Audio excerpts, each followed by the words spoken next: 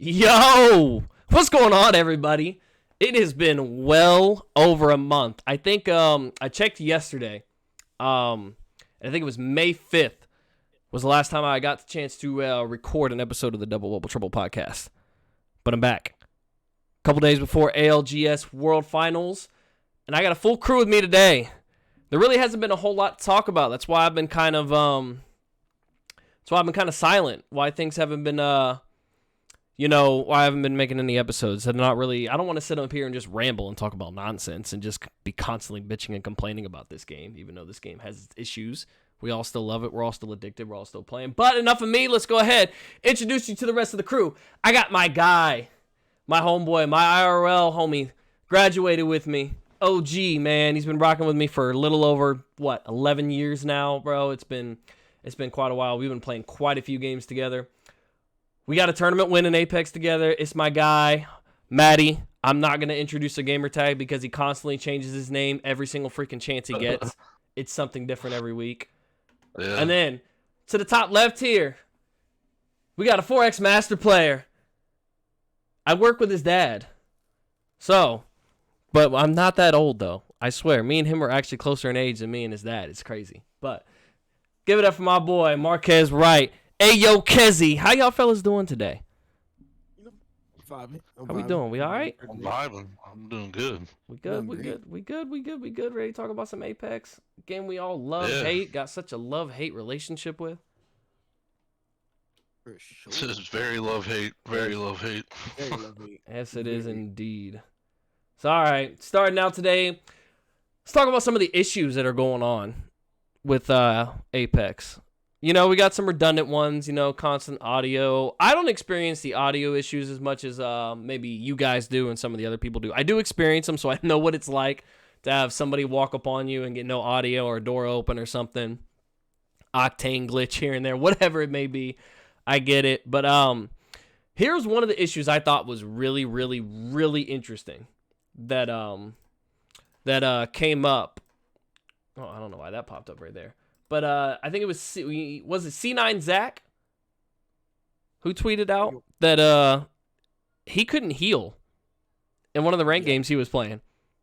Some people were saying it was a crafting issue, and he was saying it's not. He said it's just some random glitch to where he can do everything just fine in the game except heal.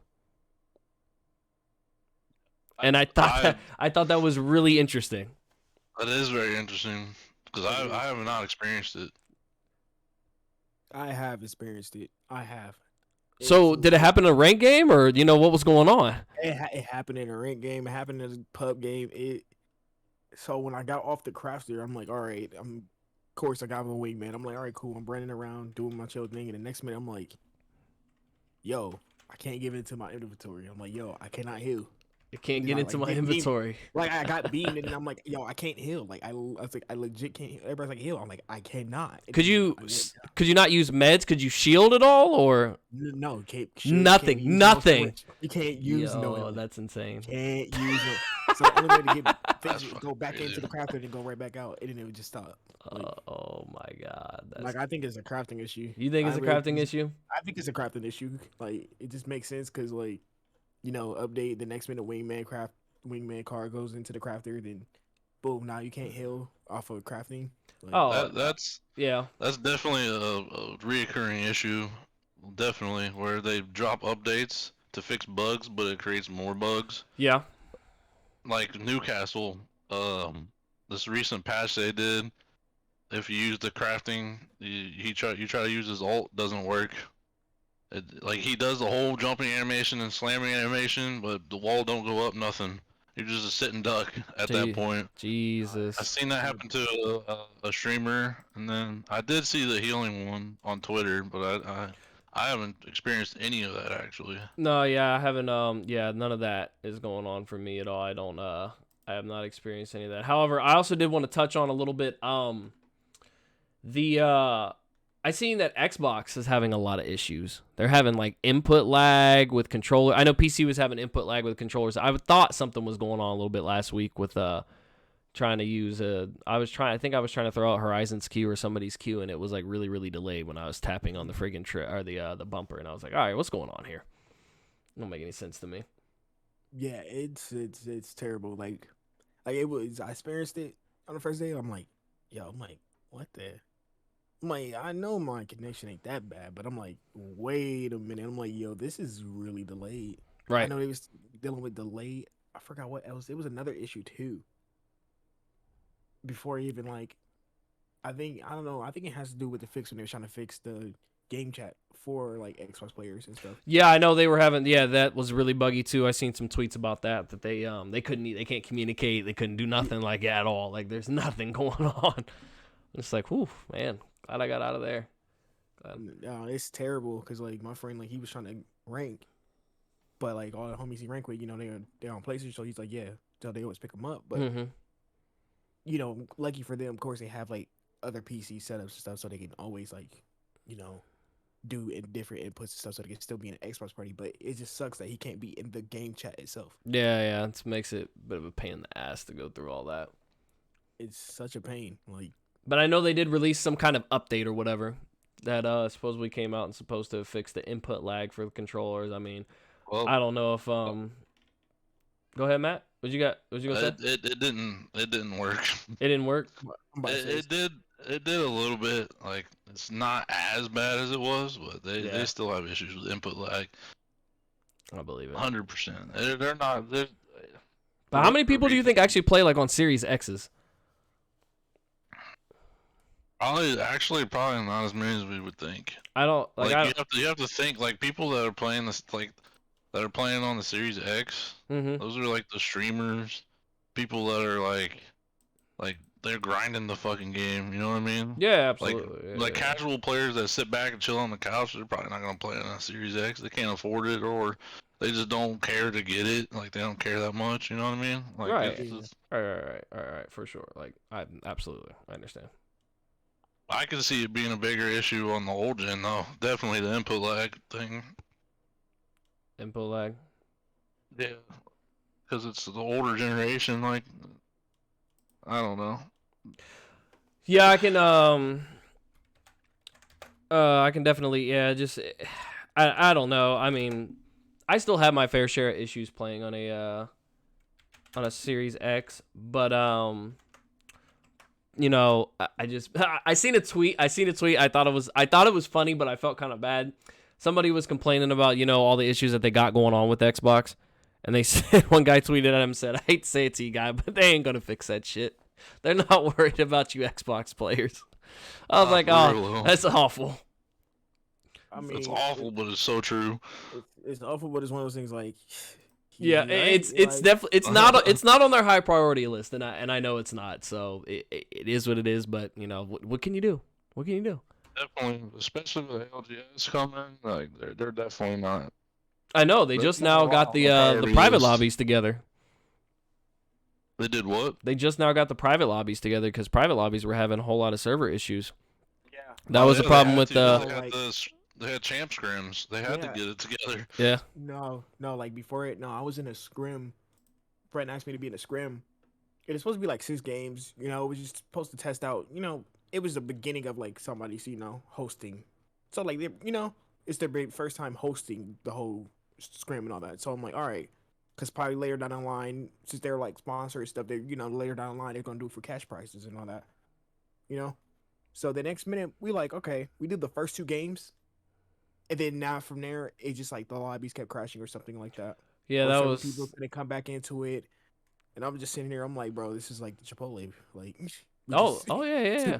2 games like in 4 hours or something like that. It was just, it was ridiculous. Like, I'm like we got like 3 games in a total of 4 hours. Jesus. Like, I'm like, yo, good Lord. It's just terrible. Like, it's legit terrible. I don't understand what's going on. Oh yeah, just yeah. There's these private scrims that I try to get into. They give out cash prizes. They shut down for like I think a week or 2 weeks or something because they couldn't host up anything. So, and we had that issue with the summer league too. The first couple weeks, so that local summer league that I'm competing in, they had to reset, I think, between the first 2 weeks, we had to reset at least 5 or 6 times on either game 2 or game 3. I can't remember. But yeah, that was utterly insane. But I mean, unless there's any other issues going on that we didn't mention that you guys are dealing with, any other hidden glitches, kind of move on to a little bit thoughts into season 13. What do you guys think about Valkyrie's her heirloom? Oh, her I don't heirloom play sucks. her, so I don't really have too much of an opinion on it. Me, I'm gonna be one of those haters. Be like, I dislike you, but even though it's decent. It's a decent heirloom. I'm just mad that she's getting it before some of the characters who've been there longer. Well, yeah, that's true. Yeah. That's why I'm kind of mad at. Like, I'm like, there's certain characters who've been there longer. I mean, you and see y'all how get long it it took better. for Crypto, dude. You see how long it I took for know. Crypto to get an heirloom? I know well, you gotta think about it. His pick rate. Well, they're probably doing it off of pick rate too. They his do. Pick rate was low. His pick rate was low. Then they was like, let's give him an heirloom so he can get his pick rate a little bit higher. But like, I think that what they do is they do the analytic thing where they look at the pick rates. And I think with Valkyrie, because she's had such a high pick rate, they knew people would just be like, oh yeah, let me shell out my money. But that's all they saw was the money graph for it. yeah, but then like for some, like for Crypto, who else was it? Watson, Mirage, like they all had low pick rates. Or Rampart too, like they all had low pick rates when they dropped the heirloom, and they do that to boost the pick rates, make people play more to change up the meta a little bit. But Change up the meta. to me, I don't think an heirloom is going to change the meta. What's going to change the meta is them buffing and nerfing the characters that need it. Yeah. Exactly. Yeah. Like, there's a lot of characters that need to get buff. And a lot of characters that need to get some nerfs. I mean, especially since Newcastle's come out, I feel like Lifeline has definitely just kind of went bloop. She's just there. The literally. Like even with her recent buff, like it didn't do shit. What was what was the buff? I don't even remember what it was. That's the craziest thing. So here's the thing: her all it just has a little bit shorter time. That's still nothing. That's it. Yeah, That's all they gave her. It was a shorter. And her drone has a range. Her drone has a little bit more healing range. It has more range and infinite healing. And that's But it. the care packages, instead of shield, you get shield bats. Like it's just not like not doing it. nah, it's not doing it. It's not doing it. They didn't give complete her rework over her. Complete rework. Yeah, because she needs a passive too and all that. Like I think like she should have like a more, instead of they don't want fast heals in the game, I think she should carry more heals. Like three slots, like oh, so like OG days, like 3 bats, 3 med kits. Yeah. That's what I'm saying. Like they need to give her something. Like she's a healing character for a reason. Healing character. Even fast heals, I think they should bring it back to her. Like to me, it doesn't make like they got rid of fast heals completely, but where's the skill gap in that? Like to me, if I'm going against somebody that's fast healing, it's gonna give me more of a challenge to get better at determining what character it is and whether I should push the like if I should child the character. You know what I mean? Like, because if I see it's a lifeline, it's like, oh, she's got a fast heal, I gotta push her. You know? Like, it just bridges the skill gap better instead of, because nowadays, like with the time to kill, people just they crack you and then they let you heal and they just don't push because they're too scared. You know what I mean? Oh yeah, absolutely. That's a lot going on. I feel it's just I feel like at this point some legends like Lifeline are pretty much only useful for arena. Yeah, I mean, pretty much. It's just Yeah, they know that. I only use her for arena. Like I like if I use her like when I'm pubbing with friends, like I do it when I'm pubbing with friends. But like she just like arena main and that's it. Not for scrims or rank. Yeah. So, but let's get into the juicy topic here. Season 13 in general. Let's talk about Newcastle. Let's talk about how you did in the first split. Let's talk about where you're at in the second split. And let's talk about how you feel about ranked in season 13 in general. Like, I mean, I personally, like I told you guys off stream, I didn't feel like it was going to be that bad. But, I mean, yeah, this is definitely probably the hardest ranked playlist I've ever played in any game, period. Like, even harder than Siege. Yeah, I can agree. I mean, I've never played Siege, but it's definitely a lot more difficult than some things. I'd say even like ranked or league play on BO2, like that was pretty sweaty, but this is pretty sweaty. This ranked system is I like that they upped the RP cap or whatever it is, and then they took away like 10 points or whatever. Like they tried to even it out for everybody because everybody's complaining about losing so much RP and pred and all that. They're losing even more now. Shit. Like Yeah. dead ass, they losing even more now, bro. Like they losing like 100 plus, bro. They get into a match. It's like what 110, like some crazy freaking shit. I'm like, yo, what is this? Like, I think I tuned into I want to say it was like Noko stream or it might have been Verholz's stream, and I just seen like negative 110. I'm like, what is this? No, that shit's crazy. Oh, like, yo, I'd log off. That flabbergasted, bro. That shit had me like, oh no. I have no aspiration to reach pred. like the way, okay, so first split is like, okay, I get what they was doing. I really liked what they were doing with the system and all that, but it came down to the point of the matchmaking and the distributing of the ranks at that point. Mm-hmm. Like for PC people, it's like you hit plat, welcome to pred lobbies. Like Pretty much. you hit diamond, welcome to pred lobbies. That's what it was for PC.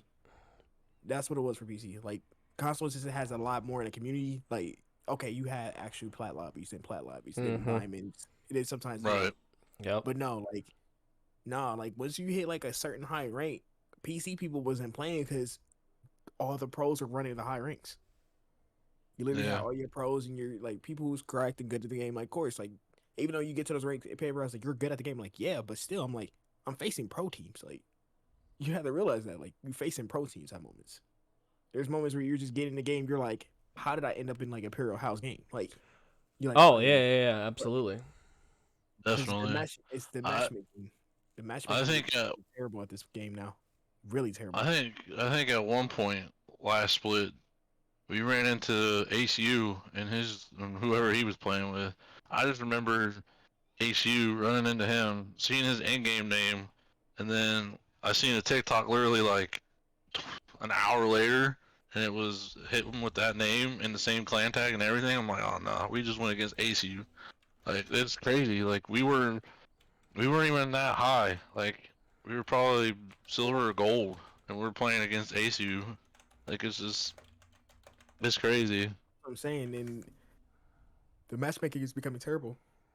It is. Like, I don't understand how the system cannot say, hey, like, yo, match up with, like, hey, these are people are gold. Like, of course, like how they do the gold. Okay, they put it with gold, silver. That makes sense.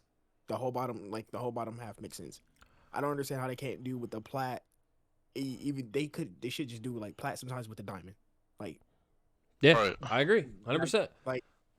Like they should do it like that. But there should be no reason where I'm plat and I immediately jump to plat lobbies. Yeah, It makes no sense. Like, and I think part of the problem is it's like, go ahead. Like, I understand like having a challenge. Like, don't get me wrong. I understand having a challenge, but it's just like that's just instantly like jumping into pred. Like, jeez, bro.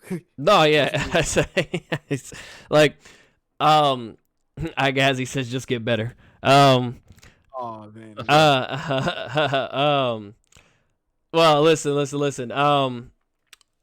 I agree, and here's the thing. Like, I understand they wanted to make the rank system hard because it kind of was pretty easy to get to master before they made all these adjustments. You kind of just it's a little bit of a pain in the ass to grind through diamond. I never really took the time to do it. I would just kind of solo queue through rank, get to diamond, and then I'd pretty much be grinding arena, or I'd just be playing in scrims or whatever. I wouldn't really spend too much time in the public lobbies or the rank lobbies or all that. But so I get it. They wanted to make it tougher, but it's like now it's like a grind, and and it'd be cool. Like, if you want people to grind, you want people to spend the time on the game, feel rewarded when they get to that master level, when they get to that even diamond level, I guess, at this point. When you get to that diamond level, you get to that master level, you get to that pred level. I get it. You want people to feel rewarded. However, there are people like myself, Everybody pretty much in this podcast has got a full-time job or does some other stuff outside of Apex. We don't necessarily have time to dedicate 8 to 10 hours a day to grind Apex. Because with the way this new system is set up, you're going to fail. You're going to fail quite a bit. And it costs like double, triple to get into these lobbies now. So a couple back-to-back losses, man, and you're losing in gold, a couple back-to-back losses, you know, you're getting up to like 75, losing 75 RP. Yeah, off the first split, yeah. And it's like it was 2 minus like 48s off the bat. Like it was diamond. Like they literally had diamonds, negative, and gold. I know. So it's crazy. You literally drop off. No, but however, like, you know, listen, like I get it and it's cool. Like I said, I understand. It's just, you know, I'm thankful. I'm happy that, you know, they've increased to where, you know, your kills don't just cap out or whatever. You can keep getting as many kills as you want, and it keeps going up as you place higher. And which I think the fact that your RP should go up as you know, stay alive longer and you place higher within every lobby. I agree to that. That is what should happen. But it's just, I think the RP cost, I think, could be adjusted just a little bit. I don't think it should be like negative 60 in plat lobbies and shit. They did fix it where it's not like that now for this split, but it's still, the matchmaking is still terrible at moments. They're still terrible at matchmaking. Like, absolutely. So you could still probably get like even random moments. There's like you end up in a diamond game still. What's up, dude? Yo, ladies and gentlemen, we got my guy FaZe Maze joining us all late and stuff. What's going on, bro? How you feeling today? I'm feeling great. How y'all feeling? Oh, just fine. It's great. You know? We're chilling. We're just jumping into we just finished up with talking about some of the issues going on with Apex, the redundant issues, and then, you know, some of these new glitches coming out. Apparently being able to, if you touch the crafter or something, you can't heal, like no shielding, no meds, nothing. Kez has experienced it. Me and Matt have not, so but apparently C9 Zach has also experienced it once or twice. He doesn't seem to think it's a crafting issue, but everybody and their mama agrees that it is a crafting issue because it only happens when you touch the crafter. Jeez. But they ain't fixed Loba's bracelet either, have they? No. Oh my god. Yeah. I forgot about that. Well, I mean, we were playing with a kid earlier today, and he seemed to be okay with her. It depends. Yeah. No, the game is dependable with her. There's some games I load in, I'm It's like, like 50-50, bro. It's like a flip of the coin if it works or not. Yeah. You literally yell, "Don't break, don't break, don't break," and you hear that shit. Right. You're like, "Damn, I'm about to die." Oh, absolutely, Gazzy. I completely agree, bro. I completely agree. I understand. Like I said, like I was telling everybody, I agree. The rank system needed a rework, and I'm okay with. I'm completely okay with them increasing the RP it takes to get to certain places. No longer being, you know, 10. It's no longer 10K to get into master. I'm okay with that, and the fact that the 15K to masters, like I really like that. Yeah, that's fine. I'm completely on board with that. And they and now that they've increased the cost, I agree they needed to increase the cost a little bit to get into these matches. I just feel like they increased it by a lot. And when 80% of your player base is in the second highest ranking of the game, something's wrong. Well, absolutely, I agree. I even looked at I think Hal was the one that tweeted out the statistics of this past split. 80% was in bronze. I know, I seen that, and then it said like 1.12% and higher were diamond and higher. So I was like, "Ooh, I'm in the 1.12%." It's crazy. I mean, even though that's probably like, you know, out of the Apex has like what, millions of players at least. Out of that, it's probably easily. like, you know, like what, 3,000, 4,000. You know, 3,000, 4,000 players, but still, you know. Have y'all heard about No Apex August going around? A lot of people are boycotting. I did see that. I seen that tweet. I seen that, but here's the only way that's gonna work. I don't think it's gonna work. It's not gonna work. This is the only way you can make No Apex August work. Don't give it your money. Hey, don't buy the cosmetics. But dude, they're already chilling because they probably made millions off that new Valkyrie just then. Like they're chilling for a good month or two. But yeah, I mean, God knows how many people bought the Valkyrie loom. like immediately. So, and it's EA. Where I mean, it's not like EA's. Absolutely, Gazzy. Completely agree, bro. No, if he on a 50-inch video, bro, he has to go to pro. You know what I'm saying? Yeah, you know what I'm saying? Like, he's got to be 50-inch TV. Probably shouldn't be playing. 50-inch TV probably should not be sitting here playing no Master Pred. No, I 100% agree with that. Like I'm saying, like, you know, like, like the kids and like, yeah, I get it. but Like, there's some people who could still hit those high ranks because they're actually good at the game. right.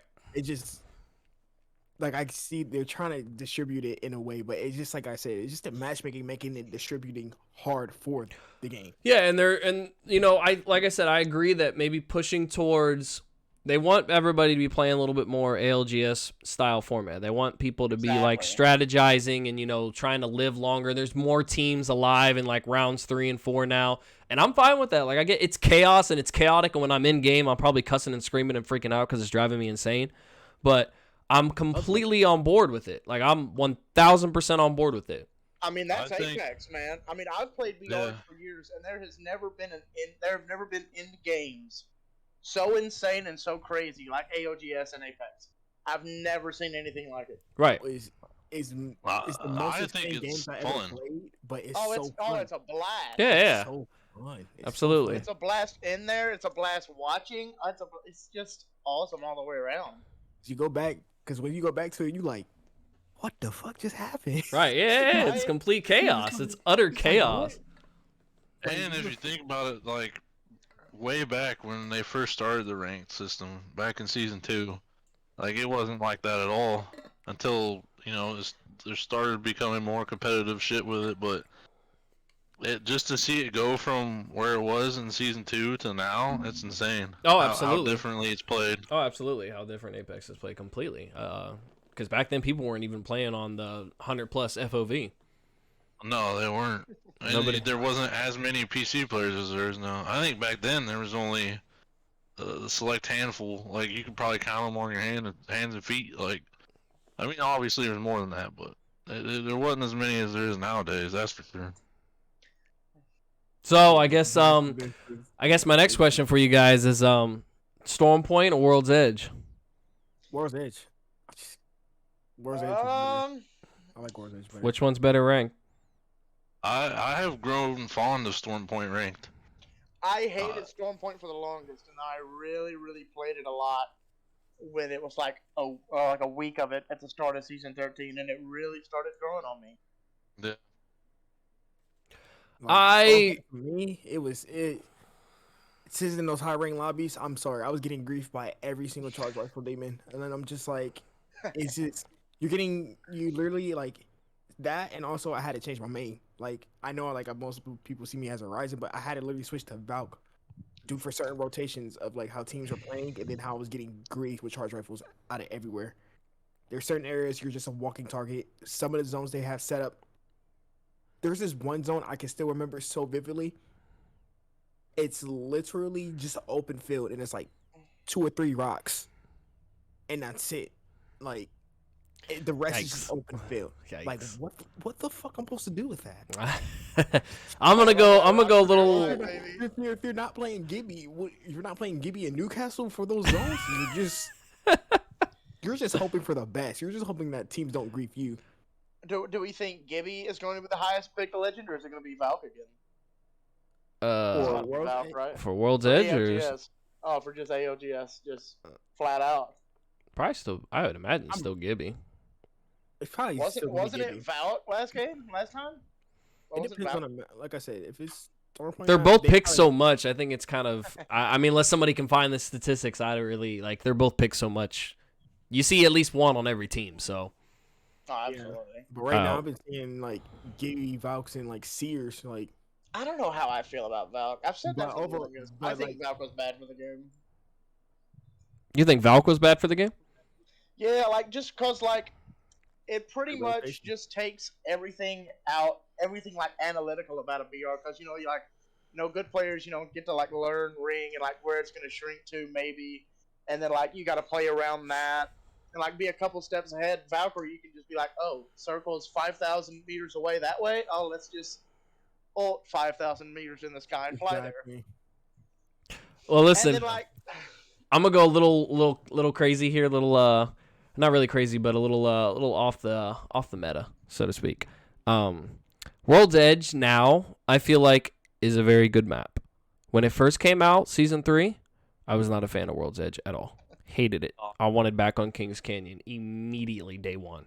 I did not like World's Edge at all. I was excited. I was so excited to play it because it was a new map, but I did not like it. And I didn't even like it after the first rework, but now that they've added like Countdown and some Lava Fisher and all this other stuff, listen, it's a great map now. It's beautiful. It is. Stormpoint's okay. I like Stormpoint better for ranked than I do Kings Canyon. I love Kings Canyon, but just nostalgia. The bigger but I just don't. work better for rank. But I just don't like. But I just don't like. I don't like. My number one's always gonna be Olympus. Really? I love Olympus. I love Olympus ranked. I love. What was that? Was it season 9 that Olympus was in rank? Was that what season it was, or was it season 10? It was in ranked for. Or was it 11? I can't. It was obviously season 7 because they just introduced it. Absolutely agree, Gazzy. Then he brings Skulltown back. It wasn't 9 too because they made the changes with Valk. And Olympus, even before they added what they did to Olympus, I still thought Olympus was a great map because Olympus has a lot of spots you can drop and get decent loot. At least I feel like there's a lot. Like you got Bonsai, Power Grid, the giant Wraith portal. I can't remember off the top of my head what that one is called right now. The Rift. There we go. The Rift. You got what was the arena map on there? There was an arena map on Olympus. Fight Night. No, not Fight Night. The other I should know. it was an arena map and then they took it out. Oh, I know exactly what They took it out. Was it like Mirage Voyage, something like that? No. It was it's the map. It normally has crafting over there. It's the one with like the towers, right? Yeah. They normally show like when you go to play on Olympus. That's the part of the map that you see. But yeah, it was one of the first arena maps, and they took it out before they brought in arena rank. But you got that area. You got the carrier. You got what's right next to carrier? What is that called? That town right next to it. Not heading towards Fight Night, but the opposite direction. You got that area. Then you do got Fight Night. You got that whole area right there. And then you've got estates. You got so many different areas to drop in Olympus. POIs. Yes. A lot of POIs. A lot. And that's why together. That's why I love Olympus. That's why I love it. That's why I've always loved it. I know that's and it's kind of a take that makes you think a little bit. Like, people can't really, there are some people that hate Olympus, and I get it.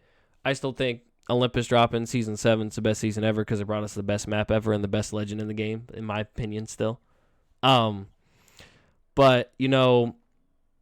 I just, it makes you think. Like, think about it. Before they did all this rework to World's Edge and added all these different things to it, how many POIs did World's Edge really have? Because think about it. OG map didn't have Dome. You didn't have Dome. You didn't have Countdown. You didn't have any of the other parts of World's Edge that look similar to Countdown. You had none of those. You didn't have Thermal Station, no Lava Fisher, no none of that. It was pretty bare. Mm-hmm. It really was. Like most of it was just traveling time, like going from one POI to the other, just middle open fields and mountains and shit. Like, and Cap City was like the only place to drop. Change it. Yeah, they had to change it because, like, even though when they introduced it, a lot of people liked it. Like, in order for it to work as a competitive map and for like ranked, they had to change it. They had to give it more POIs. Absolutely. You can't have people in ranked and in scrims and then like comp and shit just all dropping cap. You know what I mean? Like, it's just not. They wouldn't have worked out that well. Nope, not at all. And that's why I just, like I said, day one Olympus dropped, I wanted to go right back to Kings Canyon. I was already annoyed with it. Yeah, World's Edge is just not. I don't. But like I said, I give it its credit now. I give it its credit now. Like, to me, it's a good map now. It's a really good map. It's a good map now. It's a good map. Like, they've done a lot of rework to it, and it's great. No, it's a really great raid map too. Like I really like it. Storm Point, Storm Point is massive, and It's so massive for the worst zones. yeah, ever. yeah, it's Like, it's it's like, come massive, on. and yeah, the zones I've had a few of the zones that have what's that what's that middle area called where there's the big slope? You just got like a gigantic hill. Yeah, I know. Yeah, exactly what you're talking about. I've had a few, I've had quite a few end circles there, and those drive me insane. Remember, we only had like a rock to cover. Yeah, That was yeah, it. yeah, That was it. yeah. That was It, it. it's a Just one cut. rock. You gotta hug Just that rock. one- Pray, Just pray, hug- pray on hug the dear rock. That's life, all we got man. right now. Like this Woo. insane. Hug the rock wise like 10 zones in that one. Like it just made no sense. Mm-mm. Just Drive me made insane. no sense. I was like, okay, we gotta hug one rock where it's still like 8 other squads in here. That's so annoying. That was so annoying. Have you guys played Newcastle much? You know I have. Yes, I have witnessed you playing him quite a bit. Nah. I played for him like just see what he's like. Like he's cool. Got to experiment a little bit. Yeah, I definitely don't think he's going to be like a Gibraltar replacement or... I mean, he pretty much already phased Lifeline out, but... I think that Newcastle is a very balanced legend. Like, he released balanced. Like, there's nothing they need to change to him. Mm-hmm. I mean, obviously, as time goes on, they'll have to change shit, but right now, no. Right now, he's pretty balanced, I think. yeah, I've seen him more in arenas than anything, so he's more like a more mobile Gibby, with that moving shield and I could see that. being I able could to, see like, that. move and res your teammates in arenas. That's huge. I've seen him all over the place in arenas, but not much in BR. Yeah, absolutely. Yeah, Right. yeah. 100%. I agree with that. That's... I haven't seen him I that don't much in know. arena, His- but I could definitely see that. Like, I could definitely see how that's 1,000% useful. I do like playing him. His kit is it's fun, I would Got a good say. personality too. Yeah, his voice lines are pretty cool. I don't know. There's a lot of things you can do with him. Like, I don't know. He's pretty cool to me. I like playing him. And I feel like I should play him more because I'm pretty good at him. I understand the first half of what you're saying, Gezi, but what do you mean making it completely better? So what do you mean? Just saying like instead of a season where everybody's like where they focus on cosmetics and all that, just don't even drop no content. Like, really. yeah, I get that part. Don't drop any content, but are you saying like where this entire season where they just focus completely on trying to fix bugs? Fix the game. Yeah, fix the game. Okay. Literally take a season just to fix the whole game. I've been thinking about that. But I know they have. I know I read a report a while ago that said that they had Legends planned out till about season 14 or 15, I think. So maybe And, after like, that. leakers are like another huge problem in this game. Like, nothing is a surprise anymore. Like, It's not. this season it was supposed to be It's like a kinda like big, massive cliffhanger that, like, oh my gosh, Newcastle was Bangalore's brother or whatever, and like we knew it like 5 months before the season actually dropped, and we're like, okay, this isn't a surprise now. It's just, I don't even know. Like it feels like it's Call of Duty at this moment where you can just get leaked the next day. You're like, oh okay. You're like, just wait for the leaks, man. You're like, wait for leaks. Pretty much. Yeah, I agree. I know I agree. leaks. I I know agree. leaks gonna I know leaks is always gonna happen, but it's just one of those things. It's like It still drives you I- insane. like I've never seen the leaks like last season though. I mean, like they couldn't Yeah. do anything without being like, oh, this is gonna happen next week. Yeah, They miners. couldn't do anything, man. And I really don't think Apex has a lot of data miners. And I don't think cosmetics are content. Like when I'm talking content, I'm talking like new legends, of course, new guns, like new map changes. I mean, like slapping a skin on your Wraith or Gibraltar is not content.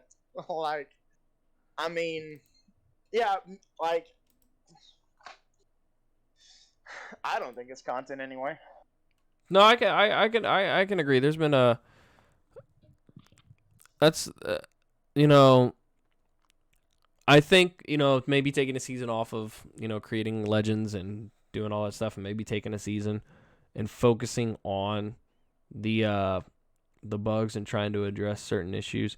I quite frankly don't ever think the audio issue is going to be resolved. I'm not really sure if that can ever be resolved because this game, there's just so much going on now. There's so many different characters in a lobby. There's so many different ultimates, tacticals, weapons being used, and just over. And with the movement, too, on top of it, because, the one thing we can't take away from this game is it's probably got the most fluid movement of any FPS game out right now. Nah, bro. It's definitely the best BR today. Like with movement, like I just like it was so weird where like at certain moments it was literally thinking about nerfing the movement. I'm like, why would you nerf the thing that's making the game right now? Yeah, that's pretty much what makes the game go around. Is all that movement. That's the greatest thing in the game is the movement, how fluid it is. So, but yeah, just I think this first split was okay for season 13. There's some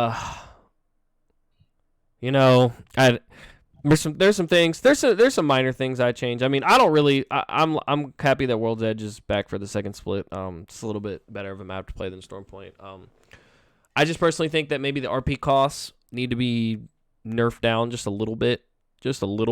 Not much, but just a little bit to make it a little more reasonable. Everything else I think is pretty much fine with the rank system. Yeah, it sucks getting put in.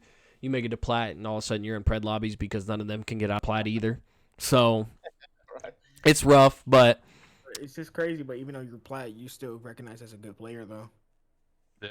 Because you saw how the percentages, like the percentage of from at this point, yeah, 8%. Say if you was plat, you was literally like top 10 or tip 8% of the world or something like that. Yeah. At this point, yeah. Which is cool. It gives those players the recognition and lets them know, like, hey, you guys are actually you are actually good at this game. Like good. you made it back to this. Still gotta figure out, you're good at this game, but you still gotta figure out what to. You just got to get better. You got to put more time in. You gotta take a couple days off work and grind 12 hours each of those days if you want to get to where you want to be. And another thing about content, I hate this season. We got was it just one storm change to Stormpoint with the beast that got killed in the cinematic event or whatever. And I hate to compare this BR to this BR, but man, Fortnite has never been scared to just bust up their map. They've done it for 50. You enter a season and it's you're in a new world. There are 20 new POIs, and Apex gives us one, and I don't know about you guys, but I've only landed there once or twice. On the beast itself, yeah. Yeah. Oh, down beast, yeah. I don't think I've landed there a few, a handful of times. I think I landed there once, and I was like, oh, let's check it out, and then it was just that, and I was like, all right, cool. But it's kind of transitioning into the next topic. I wanted to talk about this a little bit today, kind of get my last couple thoughts on it, and then I was going to leave it alone at that point. Because you just reminded me because of Fortnite. We've got ALGS World Championship coming up around the corner. Games start tomorrow. The seeding games, the pool play games. I'm probably gonna miss the first half of it, but I will be home from work in time to watch the later half of it. But since you brought it up, Fortnite, I don't really care what anybody has to say about this particular subject. I don't think my opinion is necessarily better than anybody else's, but being somebody that's been around esports for, I'll just I can say probably my whole life, but ever since I started competing at 8 years old, going to my first local tournaments and stuff, but really traveling hardcore and being in the in-depth of it, I'll say about 11 years. It is never the game developer's responsibility to make sure that people that are competing in the esport of the game they developed have funding and have their travel expenses covered. We touched on this subject a while ago. Yeah. Me and Maze have on the podcast a while ago, and I even touched on it on Twitter. But I had some time to think about it, a little while to think about it, and I understand why people were upset. I understand why people were bothered. It was a bad move on EA's part to even supply any funding to any team, period, if you weren't going to be able to fund necessarily all of them. But I know this did come from Fortnite because I think Fortnite had started doing some stuff like that. I think Epic Games started doing some things like that for the teams, which is cool. It's great that they decided to do that. But I feel like it's created this entitlement with a lot of these pro players, a lot of these streamers, and a lot of these people that really like have not been around esports that long. Like Apex is their first introduction into esports, like their first real like deep dive into it. So they don't fucking get it. Like, it's not the game developer's responsibility to make sure those players have funding and stuff. To me, I mean, this may make me sound like an asshole, but I mean, fuck it, dude. Like, what is the point of an esports organization? What's the point of Optic, Envy, 100 Thieves, TSM, Cloud9, CLG, Elevate, you know, any other organizations you can think, Luminosity? Like, what is the point of these organizations?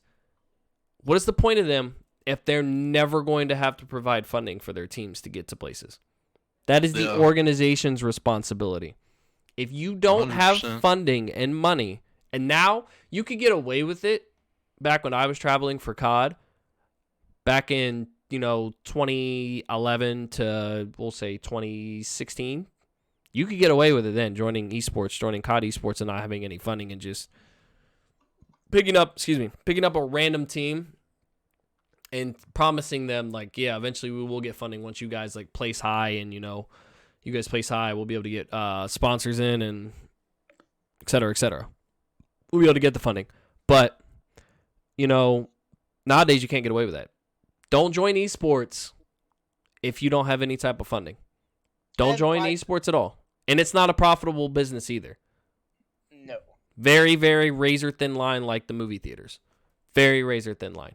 You are more than likely not going to make a profit off of it. So if you don't have money to throw away and you're just not in this for the passion, I wouldn't even join. Don't even think about it. Sorry that some of those players couldn't be able to make it to the Sweden playoffs, Split 2 playoffs. Because of that, a couple teams got cut because of that. But the organization that you guys are playing for, they should have never even picked you up in the first place. Yeah, they never should have wasted your time if they didn't have the funding to do it. I'm sorry that some of these other countries out there, they don't have the finances and income like that, but you just don't get involved in or go acquire sponsors. Like, I don't know what to really tell you. You don't see NFL giving all their teams a ton of money. No, like they say, okay, you have a franchise, you pay for that franchise. Right. And that's it. And if you can't, you don't have a franchise. Never once can I remember Activision, Infinity Ward, Treyarch, Sledgehammer funding teams to get to COD events. Never once have I don't remember ever Bungie funding any Halo or 343. Definitely not 343 funding any Halo team to get to an event ever, period. I don't ever remember any of this stuff. So for the people like Hal that have a massive platform that are sitting here that were just going completely nuts with the tweets about it, like, dude, your entitlement is showing big time. You got to chill the fuck out. Like, you got to chill, bro. Because it's not EA's responsibility, bro. EA's responsibility. Here's what's EA's responsibility. EA and Respawn's responsibility is if they're going to get involved in esports and create a scene for Apex. Here's what their responsibility is. To provide a venue, to provide a good, safe environment venue, COVID or no COVID, pre-COVID, post-COVID, to provide a safe venue, provide all the working necessary equipment, meaning that could be computers, monitors, headset, mix amps. Not the headsets themselves, but the mix amps. Most of the players play on M&K, so provide the keyboards, all that stuff, unless the players want to bring their own keyboards and own mouses, because I know everybody's got different DPI settings and things of that nature or whatever. But that's what their responsibility is. Oh, and also the prize pool as well. Provide a decent prize pool. Right. Their responsibility isn't to get these players out there, man. That's the organization's responsibility. Whoever they're playing for, whoever they're contracted to, that's their responsibility. I mean, I'll open it up to you guys. You guys can kind of state what you want, but that's just kind of how I feel on it. Like, you right on that. It's just like that, and then also they should be focusing if the game is esports ready. Like, for like, I agree with that. Yeah. Like, that's the one thing that I'm like kind of worried about. That's like, well, all these glitches and stuff. Like, that's one thing I'm kind of worried about for this competitive scene. Like, 100%.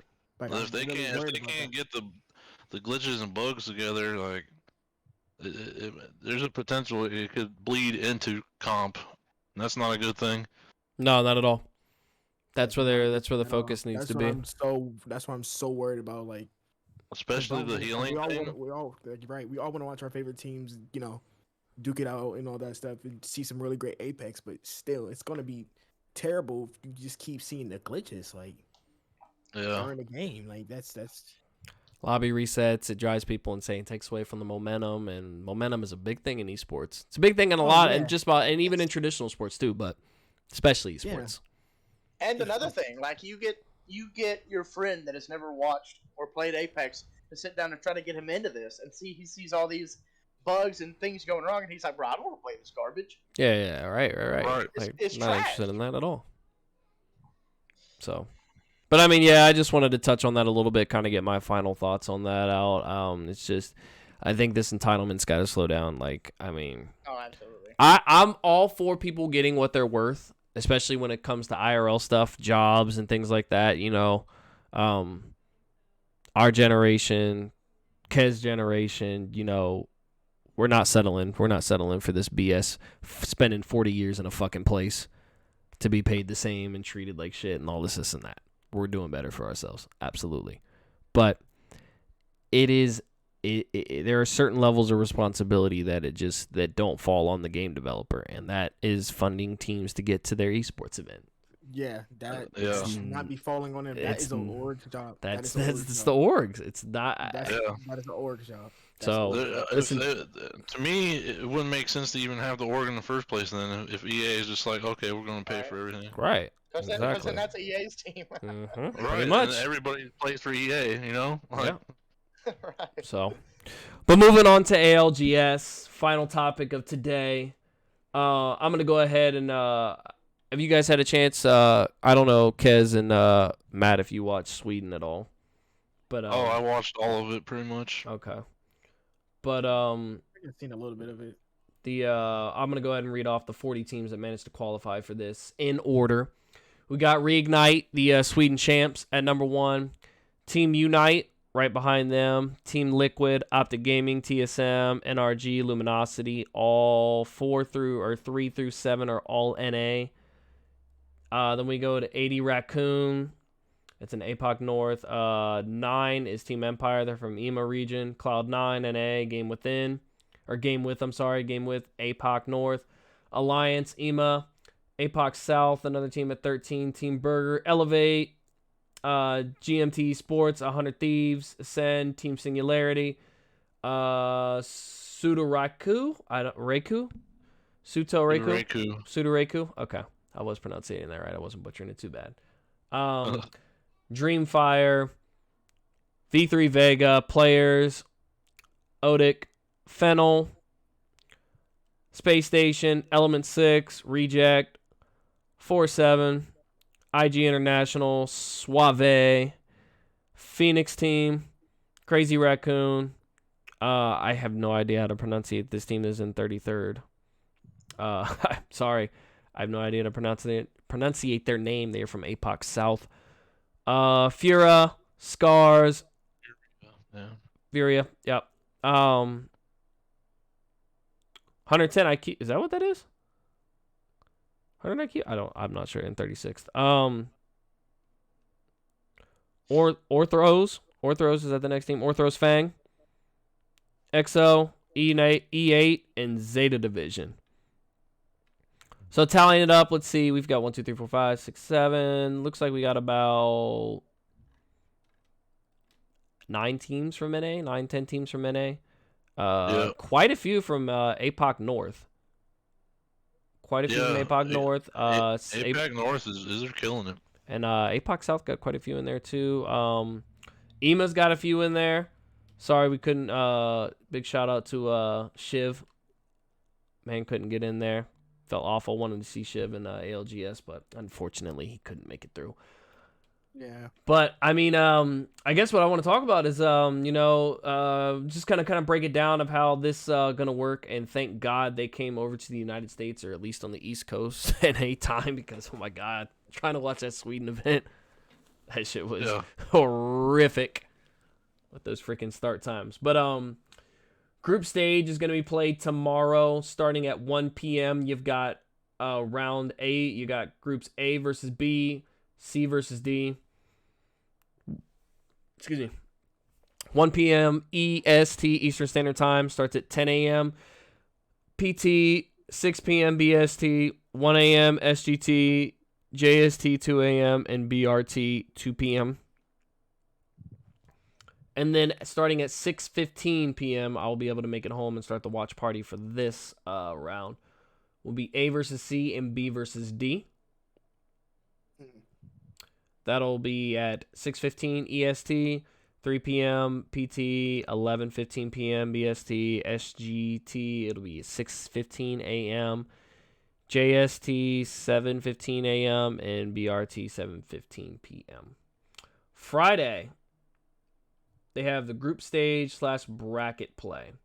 It'll be the final round of pool play. You'll have A versus D and B versus C. Starting at 1 p.m. All the rest of the times follow through. You guys know what it is. You guys can look it up. 1 p.m. EST, and then losers round 1 will start at 6:15 p.m. EST. Saturday, you'll have the first round. You'll have the first round of the winners bracket at 1 p.m. and then losers round 2 at 6:15 p.m. And Sunday, the finals, match point finals, will begin at 5 p.m. Apex, Respawn, they have done a nice job of listing out all the teams. The link is on the Play Apex Twitter account. Just go through some of the previous tweets. You'll be able to find it. They have all the times listed. And if your time is not listed on there, they recommend that you go ahead and go to Time Converter on Google. Type in whatever your time zone is and type in Eastern Time, and it'll be able to convert it right over for you. So, yeah, what are you guys thinking? Not necessarily that who's going to take it, but what team have you got your eye on, per se? I personally have my eye on Furia, to be honest. They're killing it. His Watson, he's like proved to be a very good player. You've been watching the scrims? Yeah, I've been watching the scrims. They haven't even played scrims because they played, I think, 2 weeks. They played 2 scrims, and they kept dominating, and they just were like, "No, we don't need to play scrims. We're good." And I've been watching them play ranked. Like they're so cracked at the game. Like their team chemistry, like the way that they play, their game mechanics, their game sense. Like it's insane. I feel like they're definitely. I don't think that they would necessarily be on top, but they will definitely make it the finals, 100%.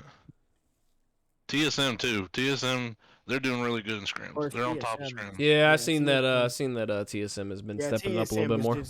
They've always been consistent for me. I don't know why. It's just that, and then like you said, his Watson is just insane. Like he's insane at the game. Yeah, I don't get it, but he is. Like he's so insane. Like his IQ of the game is so high. Yeah, it's like, crazy. It's like he is insane. Like players like his Watson is insane. Verhos, like even though he's young enough, I feel like he's going to have his moment too. Like definitely. As he's just insane. That I think another team is like to watch out is NRG too, because they always been consistent. Yeah, NRG has always been consistent too. Or even Rig, those Rig Knight, they did. Really Rig. Rig Knight Sweden. They kind of came out of nowhere for me. I didn't even know who they were, and they just came out and they won the whole thing. So that was definitely. This time they're gonna have Jim Burton. So I feel like they're definitely gonna be up there in the finals, 100% too. Definitely 2 teams I'm keeping my eye on. A little bit of favoritism towards the ENA slightly, but definitely 100 Thieves. I'm gonna be keeping my eye on 100 Thieves for sure. The boys did okay in Sweden. I felt like they could have done a lot better, but it is what it is. And then NRG, of course, definitely. NRG definitely had their moments, and they showed out. But they got to be consistent. They got to win those games, and they need to win those games. But right. I'm definitely keeping my eye on both of those. What about you, Maze? I'm I'm not sure. I do know. I really think TSM is going to come hungry because they in like the past 4 or 5 they placed podium almost every single time, and they placed kind of down to their standards. Like they placed like 4th or 5th. So I think they're gonna say, all right, go back to the drawing board, come back, and do what TSM's been doing for years in Apex. Yeah, absolutely. They've definitely kind of fallen off, but I feel like the competition just in Apex in general has just grown so much. Like it's just this at an amateur level, like for me, or at a pro level for them. Like everybody's just a whole lot better than what they used to be. So it's just not quite as easy to dominate. And I think sometimes some of these top players need to take a reality check, and they need to realize that like competition is very, very. It's great to have passion. It's great to be to love what you do. And it's great to want to put in all this time and effort to figure it out. But you got to realize, like, there are other people out there doing exactly that. So if it doesn't go your way, obviously you're going to be upset. But you got to realize, like, man, the competition is just so high now. So high. So. I think that also, I love Hal as a player. And he's so talented at the game, but he definitely, like, I don't understand how he still gets away with the things that he says and the things that he does, but I don't know. It's passion, but he's super entitled, and he thinks I think in his head, he does think like he's the top player. Like nobody could beat him. Oh, absolutely. That's the attitude you got to carry, though. That's absolutely the attitude you got to carry. That's why I like how he's just the passion of it. Don't they? Yeah, like, what do they call him? He's got to realize these other players, man. They call him something. I can't remember. But he's like CEO. The CEO of Apex. Yeah. Everybody's just like the CEO has spoken. And I'm like, oh shit. Hal, I'm like, what he done now? Yeah. You see that on your timeline, someone like the CEO has spoken. You be like, oh shit, what is it now? What did he say? What did he say now? Yeah. I personally wouldn't. I probably wouldn't put up with some of the things he says. Just me personally. No. Me personally, I wouldn't put up with it, and we'd have to definitely have quite a few conversations about it. I think that TSM head-to-head with Furia, that's going to be very interesting to see how that outcome would play. Mm-hmm. Just because his Watson and Hal were beefing. So it's like... Oh, yeah. I wouldn't say it wasn't like terrible beef. It wasn't like they were dogging on each other. But it was like... Watson's like, nah, dude, I'm better than you. Like, I'm going to hold number 1, and you're just going to chill. Like, you're not going to get number 1. And after he didn't get number 1 pred. His Watson held number 1 pred for, like half of this first split. Like, he did. He was holding that, like... Yeah. That was insane. Like, it was just days where he's like, yep. Like, another, like, 4 games or something. Like, it's just, like, so stupid. You're like, yep, another day of getting, like, 2K RP or something like that. I'm like, damn. Bro. I'm like, all right, bro. Like, do you believe? That's why I'm excited to see Furia in ALGS. I feel like they're definitely gonna come out strong. Just kind of wrap up this topic a little bit. Let me list out the prize pool for this. So we got a $2 million prize pool for this, in case anybody missed that. The how it's split up. First place, $500,000. Second place, $300,000. Third place, $200K. Fourth place, $160K. Fifth place, $120K. Sixth, $90K. Seventh, $72K. Eighth, $60K. Ninth, $48K. 10th, $36K. 11th, $24K. 11th and 12th are both, or 11th, 12th, and 13th, or 11th? Excuse me. 11th through 15th, $24K. 16th through 20th is $18K. 22nd or 21st through 25th, $12K. 26th through 30th, $10,200. 31st through 4th is $9K. I remember mentioning this, trying to maybe get time off work to go watch this in person to one of my line leads, and I told him, we were just talking about it, and it was like, yeah, it's like, he's like, are you going to compete? I'm like, no. He's like, I'm not a professional at Apex. I was like, if I was, yeah, obviously I'd be there. But he's like, yeah, you just had to make sure you get time off work. And I just looked him dead in his eye, and I said, if I was a professional at Apex, and it came down to me getting vacation day or missing, I'm fucking missing. I'm like, the bottom line, the bottom fucking player makes $3K. That's more than your freaking bi-weekly check. Get out of my face. I will miss a couple days of work for that. Or a chance to make freaking $500,000. A chance to get my share of $500,000. Like, even the chance of getting into that top 10 area, like, yeah, that top, it's boy, get back, bye, out of my face. No, there's no way. Like, it's crazy. Some people even think that. Sounds to me like no matter what, majority of them they're going home with some kind of money. As long as they don't get robbed by the organizations taking all their fees and cuts or whatever they take. I don't really know what the percentage is or what they agreed to, signed contract, whatever. I know that some of the top orgs, like Optic, like 100 Thieves, like TSM, they let their players keep the majority of the money. So, yeah, I imagine that most of these orgs probably do the same. But yeah, I don't know. You guys have any final thoughts, closing thoughts you guys want to get out there before we head on out?